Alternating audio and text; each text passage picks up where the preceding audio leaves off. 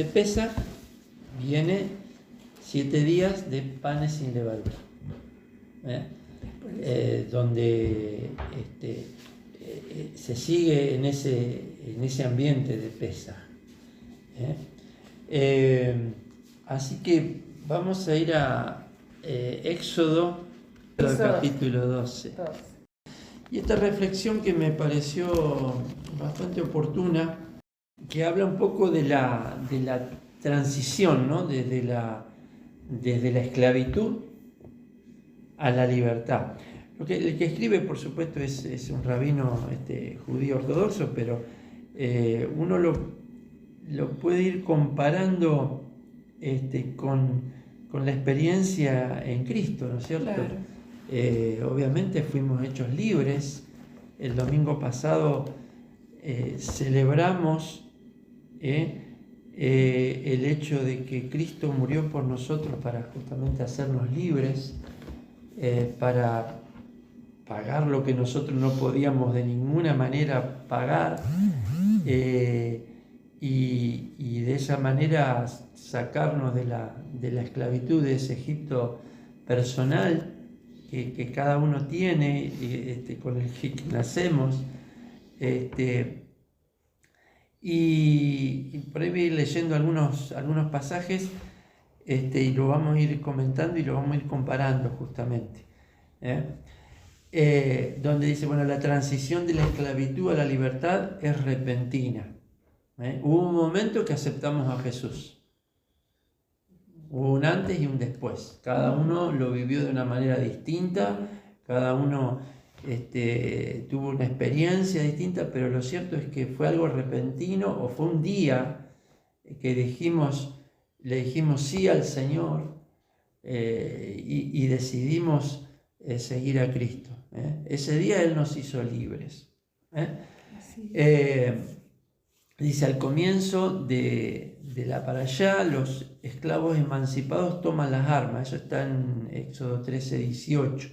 Y se preparan para la confrontación inevitable con sus antiguos amos. Sus armas son primitivas. Desde una perspectiva lógica, no tienen grandes posibilidades de vencer a la poderosa máquina de guerra egipcia. El faraón y su ejército se acercan a ellos con carrozas blindadas, equivalente al antiguo de los tanques de guerra. ¿Qué pasó acá? Los israelitas salieron de Egipto. Faraón se arrepintió de haberle dejado ir y los salió a perseguir.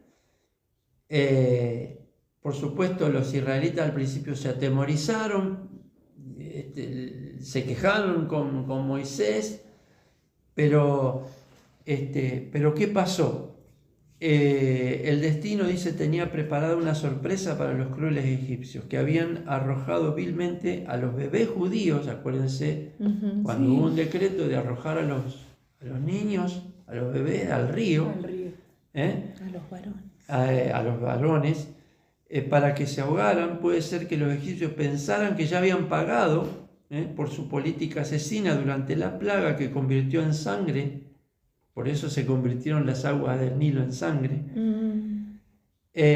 Dice, eso fue un simple anticipo del capítulo final de la historia del Éxodo, la partición del mar y la húmeda muerte de los egipcios. Así como ellos arrojaron a los bebés, el Señor murieron de la misma ellos murieron de la misma manera.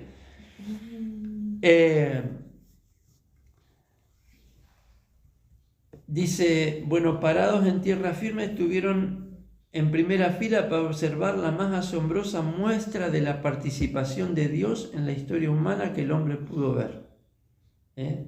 Fue algo tremendo lo que ellos vieron. Primero vieron partirse el mar, cruzaron en seco y después vieron cómo el mar se cerró sobre los enemigos que los venían persiguiendo. Si uno se pone a comparar, es lo que Cristo hizo. O sea, no teníamos armas para un enemigo tan poderoso, no había forma. El que hizo todo fue Dios. Claro. A través de Cristo Él hizo todo, nos libró de la muerte. No solamente fue esa sangre que en los dinteles protegió a los primogénitos, sino que después Dios mismo los protegió a ellos, a todo el pueblo, al cruzar el mar. ¿Y qué pasó ahí? En Éxodo 15, podemos ir siguiendo un poco, no es que le vamos a leer todos los pasajes, pero en Éxodo 15 está el cántico de Moisés y de María, donde comienza, porque no es solamente Moisés y María que cantaron, dice, entonces cantó Moisés y los hijos de Israel este cántico, un cántico de alabanza, un cántico de alegría. A veces lo hemos puesto en canciones a esto, ¿verdad? Sí. Echó a la mar al caballo y al jinete. Un cántico de libertad, un cántico de regocijo por la libertad que habían conseguido, ¿no? Sin embargo, ahí seguidito nomás comienza una historia un poco diferente. Después de haber sido librado, después de haber visto milagros, de haber experimentado la salvación de Dios, ¿qué pasó? En el mismo capítulo 15, donde está el cántico, el versículo 24, dice que el pueblo murmuró contra Moisés. ¿Qué habremos de beber? Después de haber sido salvados, ahora después de haber cantado alabanzas, la reunión hermosa, un derramar del Señor, un derramar del Espíritu, después viene la queja. Uno dice, ¿cómo es posible? ¿Cómo se entiende? Pero si esto no... En esto, tenemos que identificarnos nosotros también. Que muchas veces, después de una experiencia con el Señor, que nos vamos de la reunión el día lunes, el martes, el miércoles, viene la prueba, aparecen cosas sí, en nuestra vida. Puede haber agua amarga, sí, como en este caso. ¿Y qué vamos a hacer? ¿Vamos a quejarnos? ¿Vamos a dudar? Dice, pronto aparece en escena un nuevo viejo enemigo y la batalla que hubiera podido evitarse ocurre en ese momento. Llegó Amalek, porque después de esa agua amarga, Dios después se quejan porque no hay comida, entonces viene el maná. Después se quejan de nuevo porque no hay agua. Dios le da el agua en la roca. Y fíjense lo que dice el versículo 7 del capítulo 17. Porque esto es clave. Y llamó el nombre de aquel lugar Masá y Meriba por la rencilla de los hijos de Israel, porque tentaron a Jehová diciendo, ¿está pues Jehová entre nosotros o no? Hasta ahí dudaban, la duda. No, vieron los milagros, vieron la manifestación de Dios, pero cuando viene la prueba, al final me entregué al Señor y mira lo que me pasa. Mira lo que me está pasando. ¿Dios está conmigo o no está al final? A favor mío. Pero él dice, Amalek, yo me encargo. Él dice, yo me encargo, dice. Claro, pero... Si uno le permite. Pero la duda llegó. Claro. Estamos ahí en ese punto donde hay duda. ¿Quién no ha tenido duda alguna vez en la vida? ¿Quién no ha tenido duda? Y esto está interesante porque la Amalek, que está relacionado con la duda, está relacionado también con Esaú. Que Amalek, el pueblo de Amalek, son descendientes de Esaú. Eso está bueno tenerlo en cuenta. Amalek desciende del hermano de Jacob, que había hecho un trato con Esaú. Hizo un trato con Jacob, ¿se acuerdan? Esaú renunció a la primogenitura a cambio de un plato de comida. Dice, Jacob asumiría la responsabilidad por el pacto hecho entre Dios y Abraham, que incluía esclavitud y sufrimiento. Porque Dios le había dicho a Abraham que iban a tener que pasar 400 años de esclavitud. O sea, no era sorpresa. Sí, yo te voy a dar la tierra, te voy a bendecir, te voy a prosperar. Van a tener que pasar 400 años. Van a tener que pasar por la prueba. Van a tener que pasar por sufrimiento. Pero al final van a recibir lo que yo les prometí. La victoria. Yo estaba pensando en lo que dijiste que viene de la línea de Esaú, Amalek. Ajá. Que Esaú era una persona que nunca estaba conforme, o sea, tenía privilegio, era el primogénito, Sí. la despreció por un plato de comida, ¿para qué quiero eso? Como que no valoraba nada, Claro. ¿no? Como que viene de esa línea Está interesante. de quejas. De Claro. queja. Bueno, ahí está. Dice, ahora que la parte difícil finalmente había terminado, es decir, la esclavitud, había llegado el momento de recibir la recompensa. Era hora de heredar la tierra de Israel. Los hijos y nietos de Jacob habían pagado la cuenta, mantuvieron su parte del trato durante cientos de años de sufrimiento, pero ahora apareció la familia de Esaú lista para renegociar los términos. Vamos a renegociar. Su arribo a la escena no fue para nada accidental.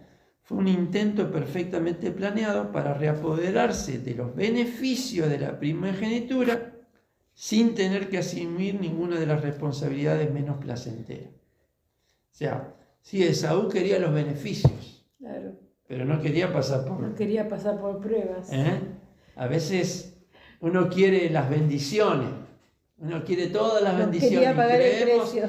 pero hay que Todo pagar tiene un su precio. costo. Tiene un costo. Digo, Tiene a su veces costo. decimos, no, Cristo pagó todo.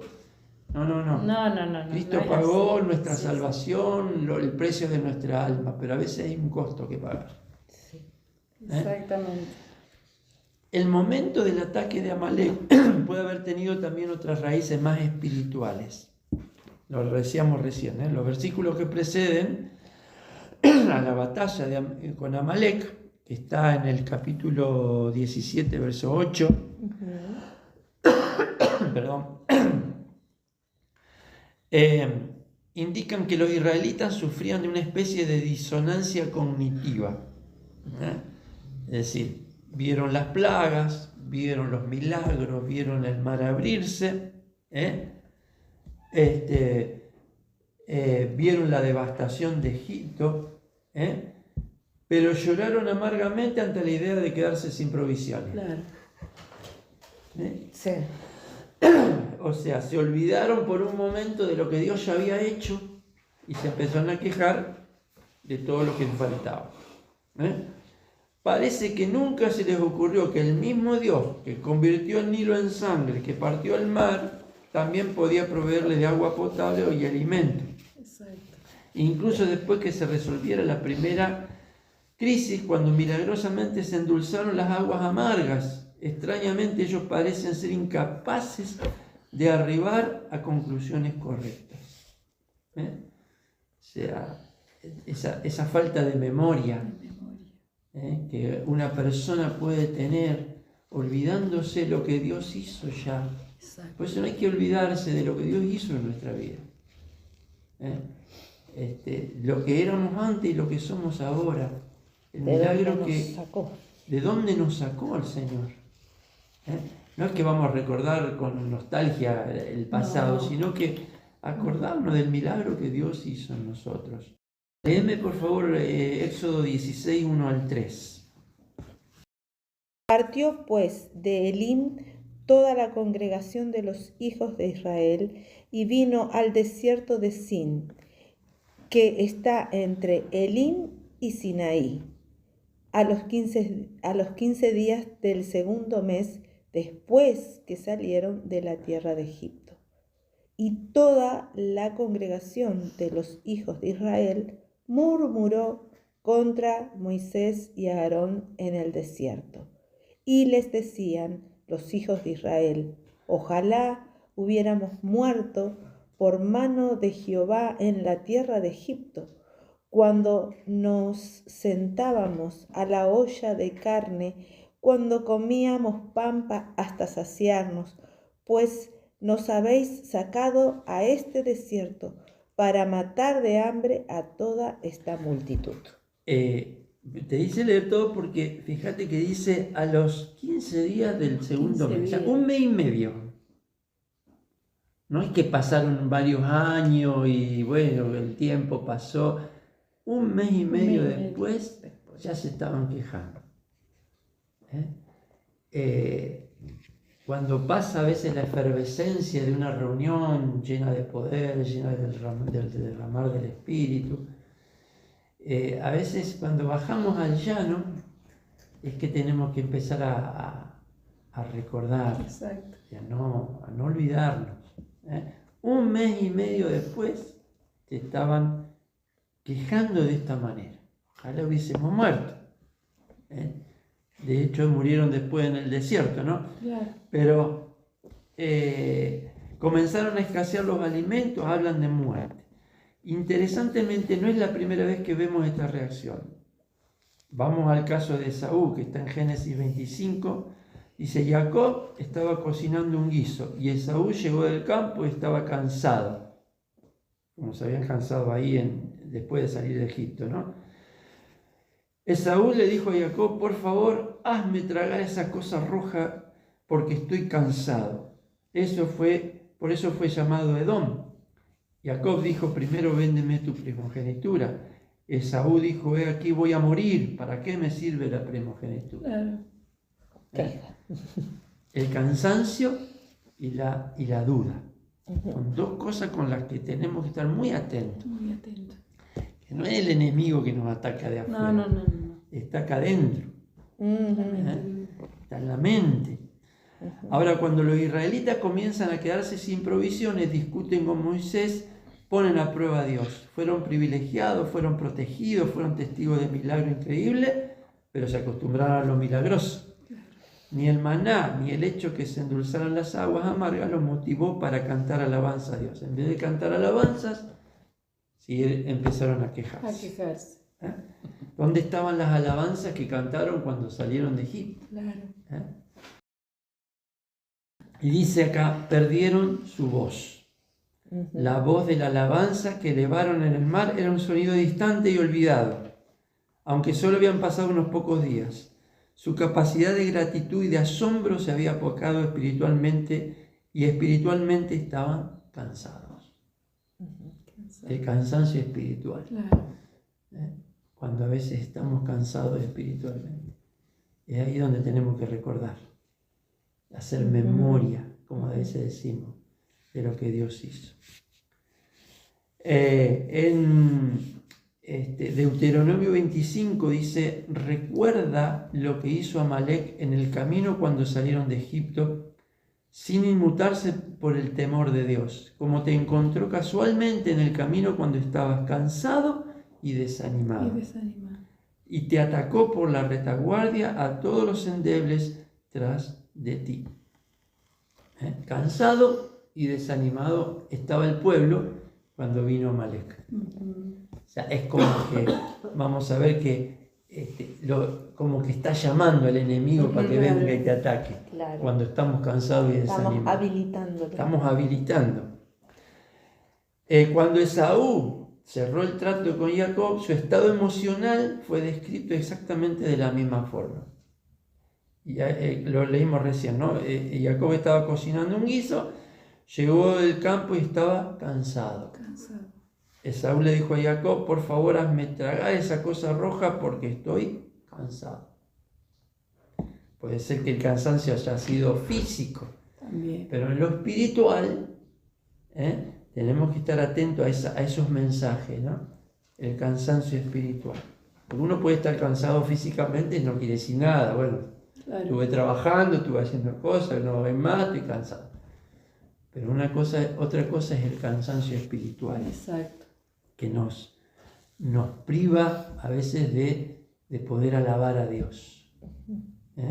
El cansancio por una situación, el cansancio por un problema, el cansancio porque hay cosas que no se resuelven tan fácilmente.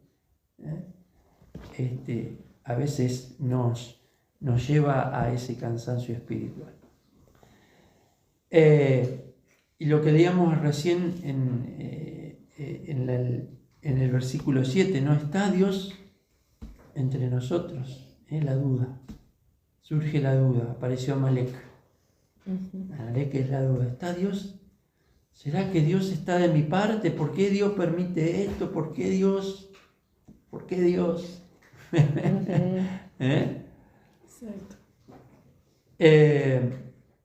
Dice, los judíos habían perdido la voz de Jacob y también parece la fe de Abraham. Habían comenzado a sonar como Esaú. No lograron valorar los milagros que los sustentaban y comenzaron a ver el mundo de la misma forma que lo veía Amalek, atribuyendo la historia personal y nacional a la casualidad. ¡Ah, qué casualidad! Qué casualidad. Mirá vos, yo no hay nada casual en el dice lo que digamos así, ¿cómo te encontró casualmente en el camino? No había nada casual. La enfermedad espiritual en la que cayeron abrió la puerta para que entrara Amalek, con su afirmación de ser el heredero justo. Que Amalek venía a reclamar la primogenitura. Al perder su voz, los judíos se vieron forzados a pelear bajo los términos de Saúl y Amalek. Tuvieron que, ya ahí Dios no intervino haciendo un milagro para hacerlo desaparecer a Amalek. ¿Qué tuvieron que hacer? Tomar las armas e ir a pelear. Usando armas y fuerza bruta para asegurar su futuro, en lugar de luchar a través de los instrumentos de fe que habían sido transmitidos por Jacob, Isaac y Abraham. Moisés tenía conciencia del estado de salud espiritual de su pueblo. Con el deseo de ayudarlos a recalibrar y redescubrir su vigor espiritual, Moisés se paró en la cima de la montaña y elevó sus manos en plegaria. Así fue la guerra con Amalek. O sea, hubo fe de parte de Moisés, pero tuvieron que salir a pelear. Ya, ahí no era Dios que estaba luchando por ellos tuvieron que pelear. Por eso a veces decimos que hay luchas, hay batallas que Dios pelea por nosotros. Eso es cierto, totalmente cierto. Pero hay batallas que las tenemos que pelear nosotros. Sí, exactamente. Va a haber batallas que las tenemos que pelear nosotros. Acá fue porque, justamente a causa de la duda, porque Amalek no tenía por qué aparecer, apareció por causa de la duda. Porque dudaron. Y a veces nuestra lucha es contra esa duda, contra el desánimo, contra el cansancio espiritual.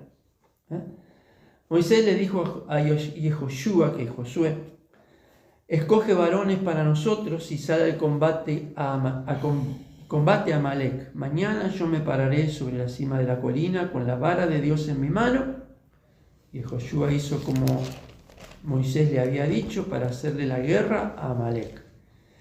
Moisés y Aarón y Hur subieron a la cima de la colina y sucedió que cuando Moisés elevaba su mano, Israel dominaba. Y cuando dejaba caer su mano, Amalek dominaba. Las manos de Moisés se volvieron pesadas, y si te imaginas, uno puede estar con las manos así un ratito, un rato, ¿no? Llega un momento que empieza a bajar. Las manos de Moisés se volvieron pesadas, así que tomaron una piedra, la colocaron debajo de él se sentó sobre ella, y Aarón y Hur sostenían sus manos, uno de un lado, otro del otro lado, y estuvo con sus manos. Miren lo que dice acá, léeme por favor, ¿cómo es? Éxodo 17, 9 al 13, pero léeme el versículo 12.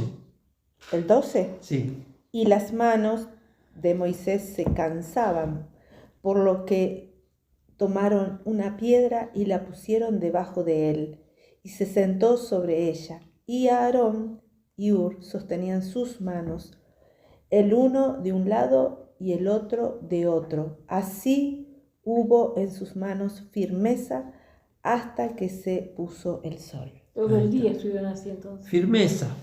La palabra firmeza, ¿sabe qué palabra en hebreo es? Emuná. Emuná.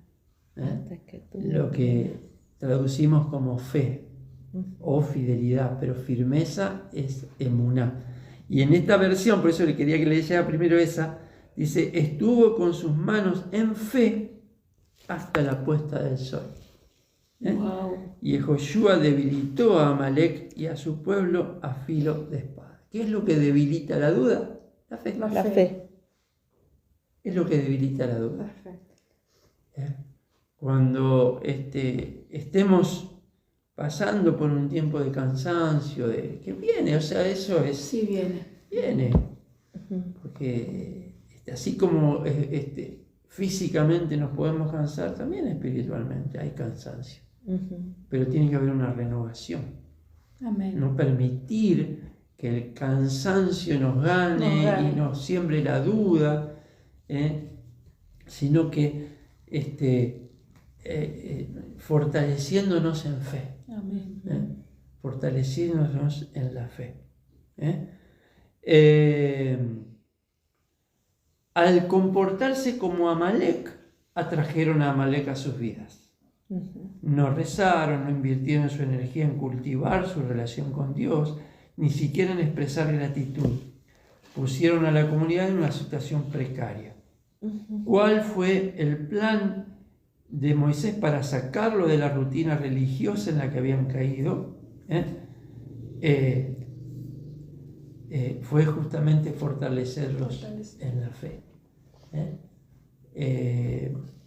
Sucedió que cuando Moisés elevaba su mano, Israel dominaba.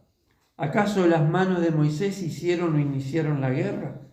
Más bien esto nos enseña que mientras el pueblo judío elevó sus ojos y sometió su corazón a Dios, prevaleció, pero cuando no lo hizo fue derrotado. Amén. Venimos justamente de recordar la muerte de Jesús, su resurrección, su obra por nosotros, lo que hizo por nosotros.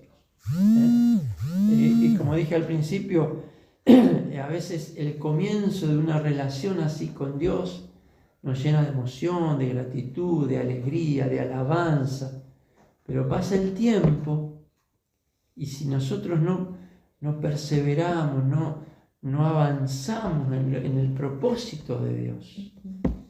Hablábamos de la cuenta del hombre. La cuenta del hombre es una escalera ascendente. Es el trabajo espiritual que cada uno tiene que hacer para no quedarnos con la primera experiencia. Juan dice en Apocalipsis, tengo algo contra ti, que perdiste el primer amor. A veces perder el primer amor, olvidar el primer amor, significa que no hicimos el trabajo necesario para nuestro crecimiento espiritual. Exacto. Sino que nos quedamos ahí con esa primera experiencia, pero claro, después vienen más problemas. Jesús prometió a sus discípulos, mira, en el mundo van a tener aflicción. ¿Por qué iban a tener aflicción? Por seguirlo a Él. Claro. Porque no es lo que le pasa al común denominador de la gente, que pareciera que no tiene problemas. O si los tiene, los soluciona de otras formas, pero las aflicciones que nos vienen por seguir a Jesús. Exacto. Por querer hacer su voluntad, por seguir lo que Él nos propone, que no es un camino fácil. Hay desierto. No hay nada fácil. Hay desierto. Ayer leíamos el Salmo 34, donde dice, muchas son las aflicciones del justo. Pero de todas ellas. Sí, pero de todas ellas, lo segundo no quita lo primero. Porque nos gustaría que el Salmo dijera otra cosa, que ninguna aflicción tendrá el justo. No dice eso. No. Dice que las aflicciones son muchas, pero de todas ellas nos librará el Señor. Por eso tenemos que estar preparados. Viene el agua amarga, viene la falta, la escasez. Todo eso puede venir. Lo está instando a buscarlo, no a que te quedes quejándote. No que te quedes quejándote. Exacto. Creemos en un Dios que provee, que decimos el Señor es mi pastor, nada me faltará. Pero hay situaciones que hay que pasar. El profeta decía, aunque la higuera no florezca, aunque no... ¿Se acuerdan de ese pasaje? Sí. Con todo, dice, yo me alegraré en Jehová. Exactamente. O sea, cuando uno puede agradecer en la dificultad, entonces viene la bendición. Ahí Dios se glorifica. Ahí Dios se glorifica. Él volvió a dirigir el enfoque de los israelitas, está hablando de Moisés, el gesto de Moisés desde la montaña con vista panorámica al campo de batalla transformó las manos de Esaú nuevamente en la voz de Jacob. Él volvió a dirigir el enfoque de los israelitas hacia el cielo, porque cuando los israelitas veían a Moisés allá levantando las manos, ahí se fortalecía. Ahí se fortalecía. Con un recordatorio físico de en quiénes se habían convertido y en quiénes se debían convertir. Con esto el pueblo se llena de alegría una vez que ocurre la metamorfosis, la marcha al Sinaí y luego la tierra de Israel se vuelve a ser posible. Es una travesía que no puede ser emprendida por quienes están cansados espiritualmente. Tampoco puede tener un final exitoso si dudamos de la participación activa de Dios en la historia. Amén. Nunca podemos dudar que Dios está presente. Así la cosa esté a nuestros ojos naturales esté difícil, tenemos que pensar que Dios está. Así es. Dice, cuando recogimos y reenfocamos nuestra energía espiritual, cuando elevamos nuestra voz en alabanza, en agradecimiento, en plegaria, afirmamos que somos hijos de Jacob, hijos de Dios también, los justos herederos del pacto que Dios hizo con Abraham. Recién entonces estuvimos listos para el encuentro de Dios con Dios en el Sinaí, en Pentecostés. Wow. Estos son días de la cuenta del Omer, días de estar reflexionando en estas cosas, de dejar el cansancio, la duda, el agotamiento y enfocarnos en agradecer a Dios, en buscar a Dios, en que Dios se glorifique aún en nuestros enemigos, y de estar peleando, como dice Pablo, la buena batalla de la fe. Exacto. Peleando esa buena batalla de la fe. Fíjense lo que dice Pablo a Timoteo, que pelee la buena batalla de la fe. No le está diciendo que sentate a descansar, que Dios hace todo. No. Por supuesto, nuestras armas son espirituales. Nuestras armas son todo lo que Pablo dice allí en Efesios,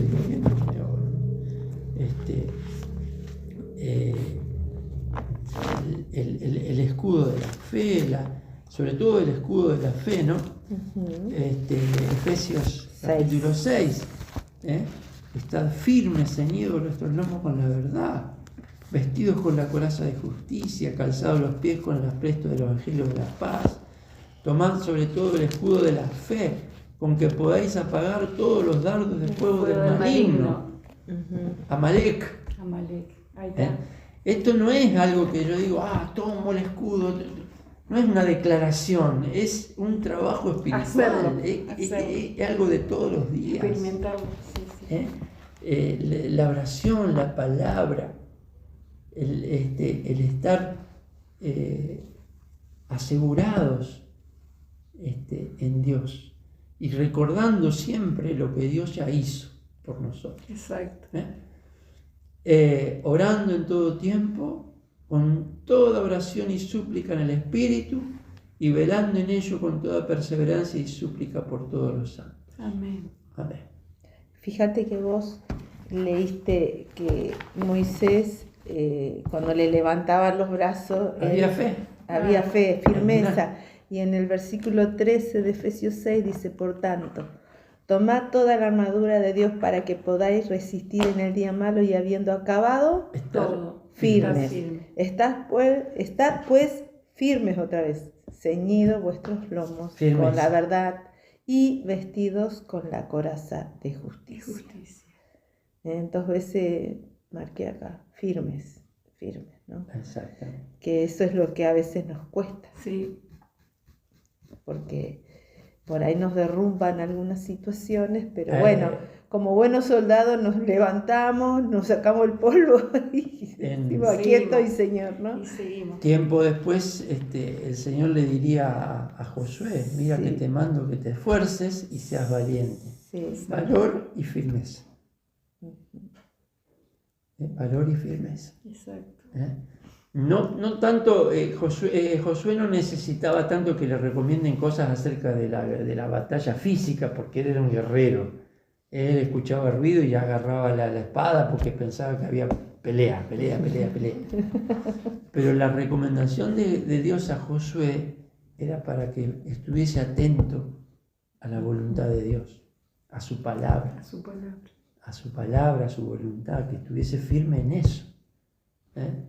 No solamente para ir a pelear, Claro. sino para esa batalla espiritual Exacto. que uno tiene que, Y yo creo que eso también Yeshua nos transmitía, por supuesto. ¿no? De permanecer, ¿no? A pesar de, digamos, él advertía lo que iba a venir, su muerte en la cruz, pero siempre hablando de los discípulos a permanecer, Exacto. ¿no? Amén.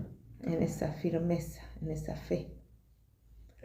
Vamos a orar, orar por esa firmeza que tenemos que tener, Así ¿eh? es. Que el Señor nos guarde de la duda y del cansancio, y afirmar nuestro pensamiento en lo que Dios está haciendo, no solamente lo que hizo en el pasado, sino lo que está haciendo. Amén. Dios los estaba llevando a los israelitas, está bien, a través de un desierto, que donde había peligro, pero después de lo que había hecho tenían que confiar que Dios seguiría obrando, que no los iba a dejar tirado en el desierto, a merced de los enemigos, sino que había un propósito. Amén. Muchos que salen justamente de qué sé yo, de la droga, de la cárcel, de pronto cuando tienen que seguir con su vida, no se dan cuenta de que hay un propósito por el cual Dios los sacó de allá. Claro. Ya no es solamente que solucionó tu problema. No. Y ya está. Y ya está. Tristemente mucha gente que digamos, uno va a la iglesia, va a un encuentro con el Señor porque tiene un problema. Siempre. El tema es que después que se solucionó el problema, ¿qué pasa? Ya está, ellos dicen ya. Pero no es así. Los 10 leprosos que fueron sanados. Claro. Y ninguno viene. O sea, hay un propósito por el cual Dios te saca del pozo. No es solamente para sacarte y dejarte ahí. Dios tiene algo más.